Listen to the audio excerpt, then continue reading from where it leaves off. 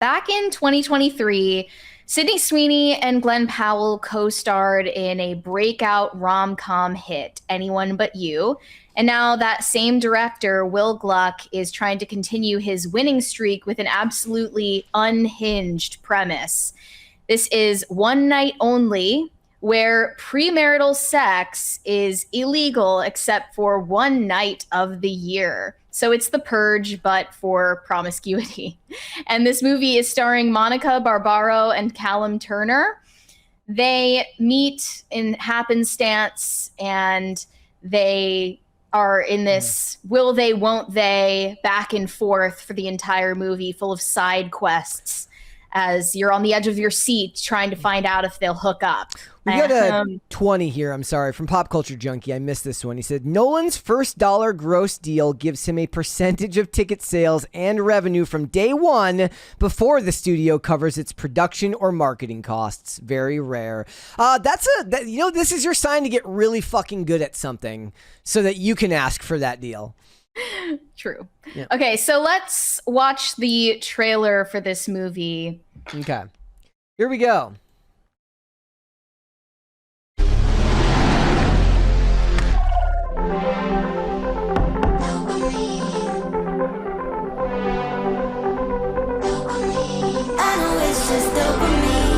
I'm hungry.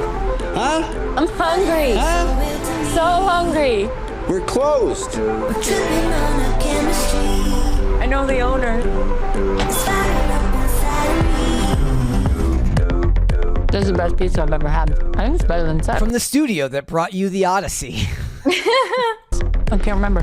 What's your favorite part Extra cheese. of sex? The build up. That's just a typical lady answer. What's yours? Boobs? Cowgirl? You like to jackhammer? Wow. Pizza looks like shit, by the way. Yeah, not great. Okay, sorry. For me, it's about the after.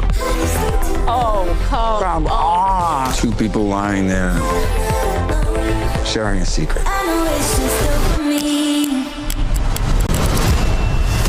Finding love is hard enough. Try doing it on the one night a year single people are legally allowed to have sex. I hate this night. Mom, I'm just gonna stay in. No, you should go out. Why does he look like the same age as his mom? That's typical. This night's insane. I just want to find like a good guy. To finding true love on the least romantic night of the year. We're gonna go slow. We're gonna make good choices. Allie, this is Tayshawn. Hello. We met in line for the bathroom. What? Yeah. No. Can I get a whiskey? How is anyone supposed to find something real on a night like tonight? Sorry. I'm Owen. Allie, What about us? your ears look like car doors. Well, your nose is way too small for your face. Your chin could plow a field. Your legs don't make any sense. Your hairline doesn't make any sense.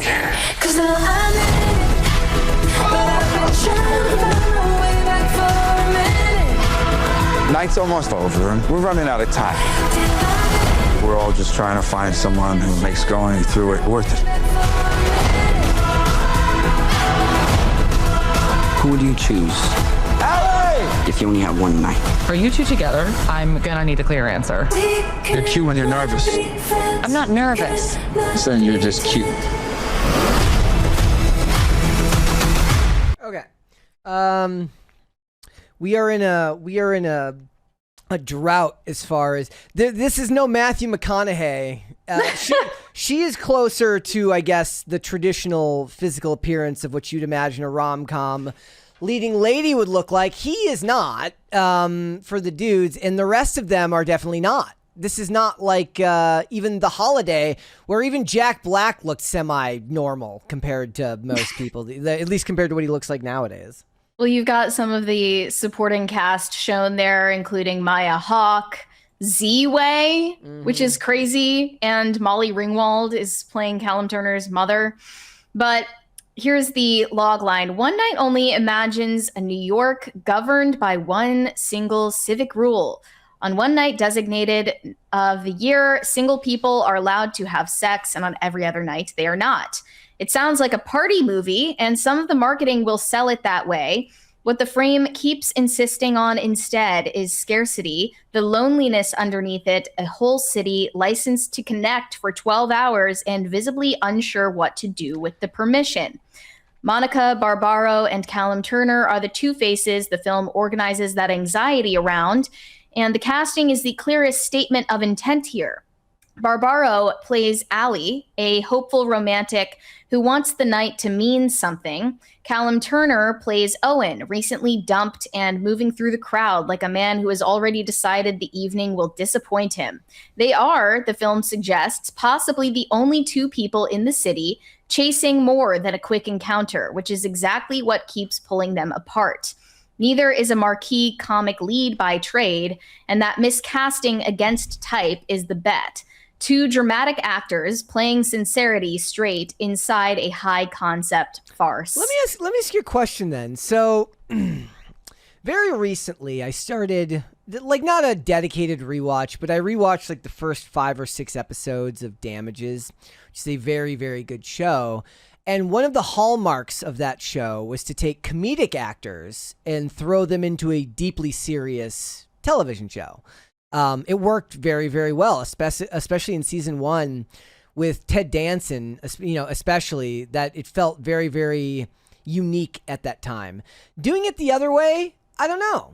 Like it seems more like what they would do, what Jim Carrey used to do. Every so often he'd do a Truman Show.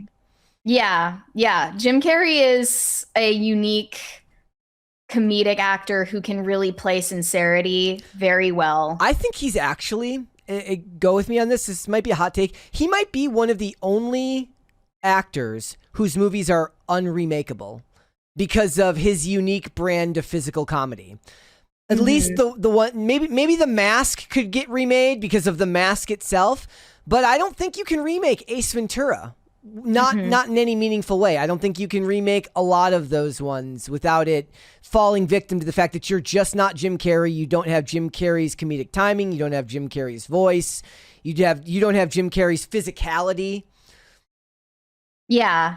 I thought that I hadn't seen Callum Turner or Monica Barbaro in anything, but it turns out she was actually one of the characters in Top Gun Maverick. And Callum Turner I saw in Emma, starring Anya Taylor-Joy, but he was just one of the supporting cast. I haven't seen them star in anything yet, and I am planning on seeing this. It's an interesting enough premise to pull me in, but yeah, it's giving what if The Handmaid's Tale were a rom-com, and we all knew to begin with that The Handmaid's Tale is a thinly veiled, romantasy premise for women. So New York, I think this is promising to draw people in at the box office during the summer. I don't. One of the hardest things to convey in trailers is the chemistry because it's so easy to fake, and I didn't really feel a whole lot of okay.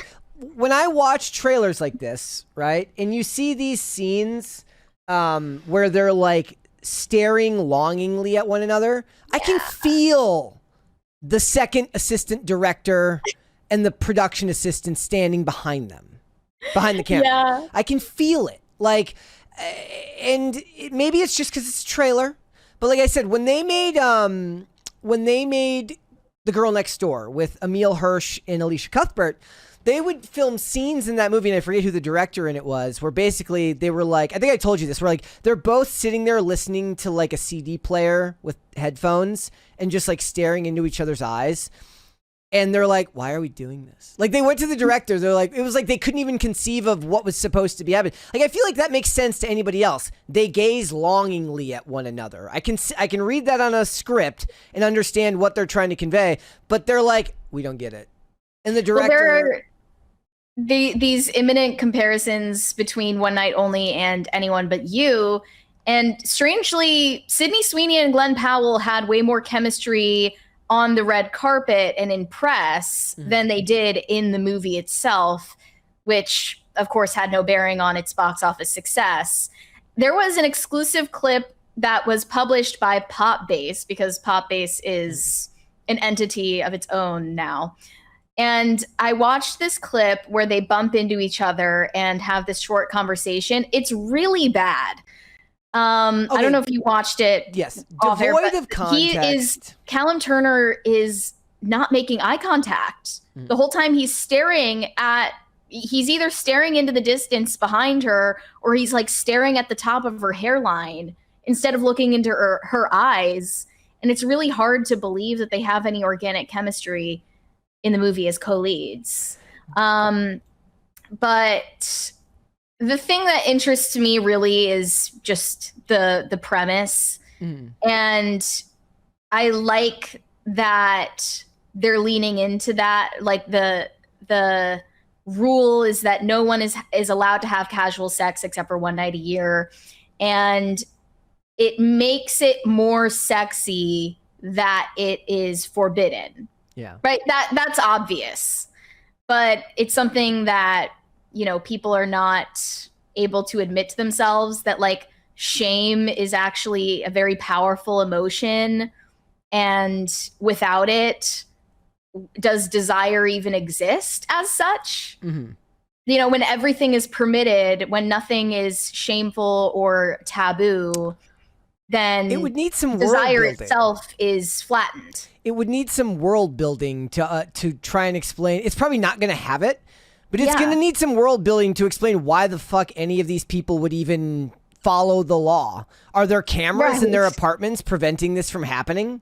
Right. It's like, it's dystopian, but you're not going to be with the characters for long enough to understand how the world works under this conceit. Thanks, Mum Donnie. So it probably starts you off like maybe a week before the sex purge starts. All I'm saying is that first it's government-run grocery stores and rent freezes, and before long you can't even have sex on a random Thursday night. You got to wait for Zora and Mum Donnie to give you permission once a year. Look, anyone but you didn't try to be unique in its premise at all. Like, it's literally them attending a wedding together, and they have to pretend to be in a relationship so that, I don't know, they'll have a date to the wedding. Like, it's not that interesting of a story, but they made it work because there is a real hunger for, 2000s style rom-coms instead of the grim and dark stuff that's on offer the rest of the year. So what if they asked him permission to make those ear jokes?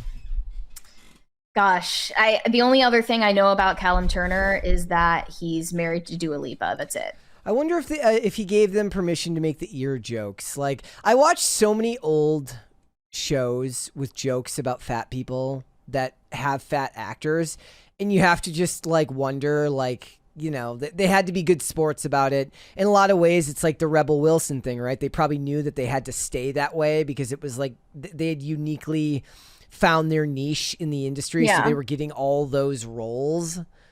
He's certainly not looks maxed. He hasn't gotten the procedure to pin back his ears. I mean, like, something other than the most bland hairstyle I've ever seen could have gone a long way. Than like having it look like there's like a FedEx. He looks like a carrot.